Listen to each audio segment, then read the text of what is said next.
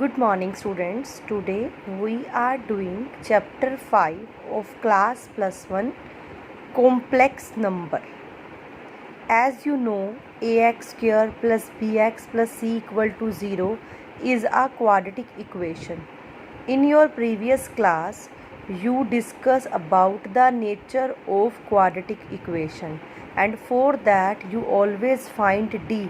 D is discriminant, that is b square minus 4ac. आपने 10th class में इसके nature discuss कर रखे हैं. If d is greater than 0, what type of nature this quadratic equation has? It has real and distinct root. Whenever d is 0, it has real and equal roots. Whenever d less than 0, आप क्या कहते हो? No real roots. तो +1 class में आपने इस चीज़ पर जो है स्टडी करनी है कि जब आपका d नेगेटिव होगा, डिस्क्रिमिनेंट नेगेटिव होगा, तो आप उसको कैसे सॉल्व कर सकते हैं. हम d नेगेटिव 0 होने का मतलब हम क्यों कहते थे नो रियल रूट? क्योंकि अगर अंडर रूट के अंदर नेगेटिव आ जाता है तो हम ये कहते हैं कि ये पॉसिबल नहीं है.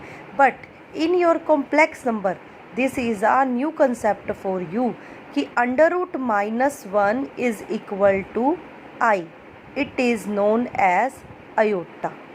फॉर एग्ज़ाम्पल, रूट के अंदर -4 है. 4 रूट क्या होता है? 2, और नेगेटिव की वजह से साथ में क्या आ जाएगा? Iota. Similarly under root -16 that is equal to 4 iota. तो अब हमारे पास जो मेन वैल्यू है वो 1 वैल्यू, हमें 4 वैल्यूज़ याद रखनी है. First, root -1 is equal to iota. Squaring both side क्या हो जाएगा? -1 is equal to iota square. तो अयोटा क्यूब निकालने के लिए हम इसको लिख सकते हैं 2 + 1, because 3 can be factorise as 2 + 1. अब जब पावर से ऐड की जाती है तो उनके बेस अलग अलग कर सकते हैं.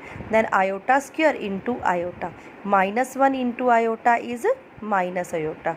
इट मीन्स अयोटा क्यूब किसके इक्वल आ गया? Minus iota. Similarly you can find iota 4. Iota 2 + 2, फिर इनको अलग अलग कर दिया. -1 into -1 that is equal to 1. These are the basic 4 values. Under root -1 is iota, iota square -1, iota cube minus iota, and iota 4 is equal to 1. अब आपने aorta 4 को base value लेकर जो है हमें सभी क्वेश्चंस को सॉल्व करना है. अयोटा रेज़ टू पावर 17 है ना. अब 17 में हमने बेस वैल्यू हमेशा 4 को लेनी है. 17 को 4 से डिवाइड करो. 4 4 जा 16, रिमाइंडर इज़ 1. हम इसको लिखेंगे कैसे? अयोटा 4 रेज़ टू पावर यहाँ पर क्वोशेंट 4 इंटू में iota raise to power remainder that is 1. तो अयोटा 4 1, अब 1 की पावर कुछ भी हो हमेशा क्या आएगा? 1. तो 1 into iota, answer is iota. For next example, iota raise to power 39. 39 को 4 से डिवाइड करें हम. 4 9 जा 36, remainder is 3. How can you write? Iota 4 raise to power 9 into iota cube. Iota 4 1 की पावर कुछ भी हो 1 into iota cube minus iota. अगर यहाँ पर मैंने तो पॉजिटिव पावर से सॉल्व किया. In case of negative power हम क्या कर सकते हैं? सपोज यही एग्जांपल लेते हैं. Iota raise to power -39. सबसे पहले हम इसको पॉजिटिव बनाएंगे, that is 1 upon iota raise to power 39, और फिर इसको सेम वे से 4 से डिवाइड करके सिंप्लीफाई करेंगे. Iota 4 raise to power 9 into iota cube. तो क्या रह गया? 1 अपॉन अयोटा क्यूब. लाइक जैसे आप 1/√2 1/√3 को जो अपोन में नहीं रख सकते, आप उसको रैशनलाइज करते हैं. Same way for the complex number. Iota cube को जो है आप अयोटा को जो है वो डिनोमिनेटर में नहीं छोड़ सकते, तो आप 1 को लिख सकते हैं iota 4 upon iota cube. Cancel out करके क्या आ गया? Iota. And this is the answer. Now the chapter name is complex number. So what do you mean by a complex number? A number of the form a plus iota b, where a and b are real numbers and iota जो है वो किसके लिए है? -1. तो इस number को हम क्या बोलेंगे? Complex number. जनरली हम इसको z से डिनोट करते हैं कि अगर हमें कभी कुछ सपोज करना पड़े ना, let take a complex number, तो आप क्या लेंगे? z is equal to a plus iota b. 5 + 12 iota, 2 + √3 iota, ये सब जो हैं वो कॉम्प्लेक्स नंबर के एग्जाम्पल हैं. And it is denoted by C. Complex number denoted by C.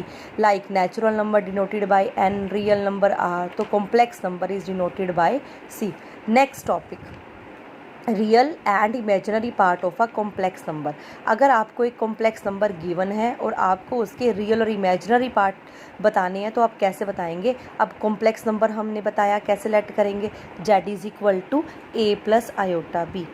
Iota के साथ जो है पार्ट होगा उसको इमेजिनरी बोलते हैं और जो दूसरा रह जाता है real.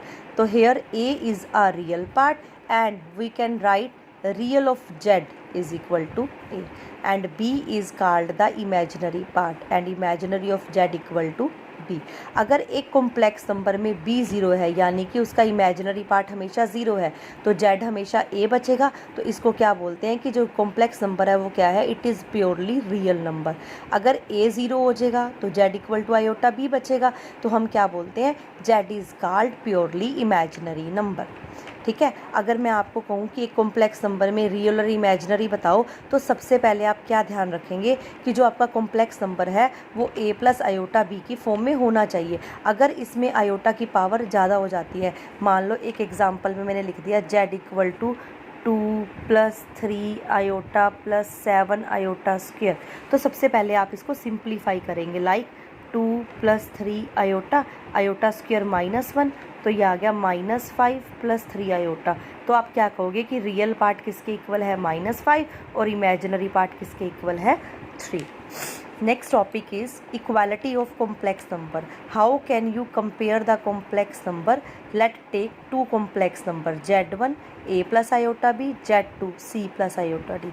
How can you compare real with real part and imaginary with imaginary part. तो real part a is equal to real part c.